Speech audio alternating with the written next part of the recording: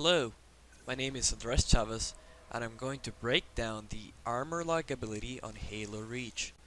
When designing mechanics like abilities, the designer must take into consideration balanced time rates for each of the abilities.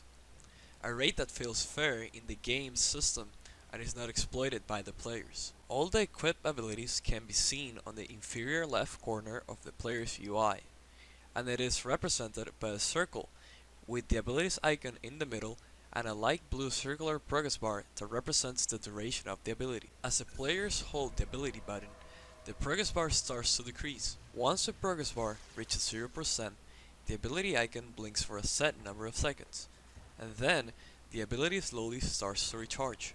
The armor lock ability has a duration of 5 seconds, and a cooldown duration of 5 seconds to recharge the ability to 25%.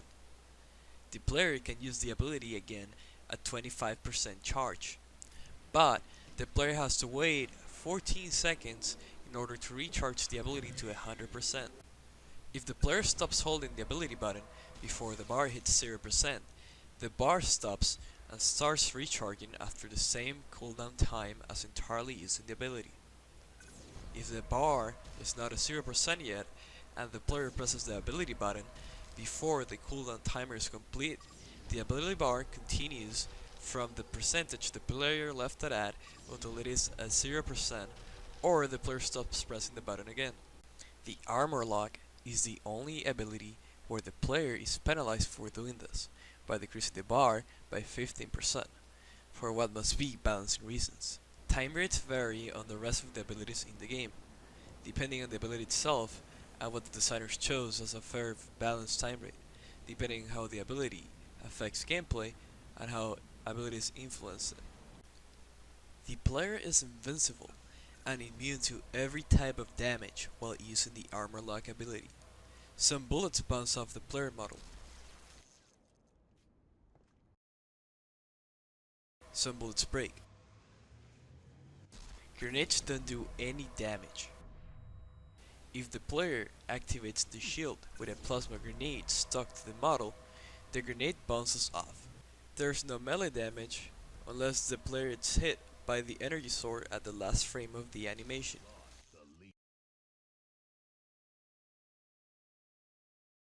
Nearby enemy shields start to decrease while the ability is being used. You can see the visual effect when someone has no shields left on these frames. The player is also immune to vehicle damage. Vehicles receive damage on collision with a player using the ability. If the ghost vehicle has a lot of speed accumulated on collision with the armor lock, the ghost explodes and is destroyed. The player cannot activate the ability while falling down. On this part of the video, I tried to activate it while I was on top of the Banshee, and as soon as I started falling down, the ability stopped by itself. The only time the player is vulnerable while using the ability is the first couple of frames on the animation.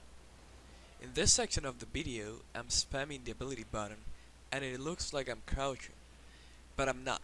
You can notice it because of the camera flying away to its third person position. Making this video was a lot of fun, and I hope you guys enjoy it, and thank you for watching.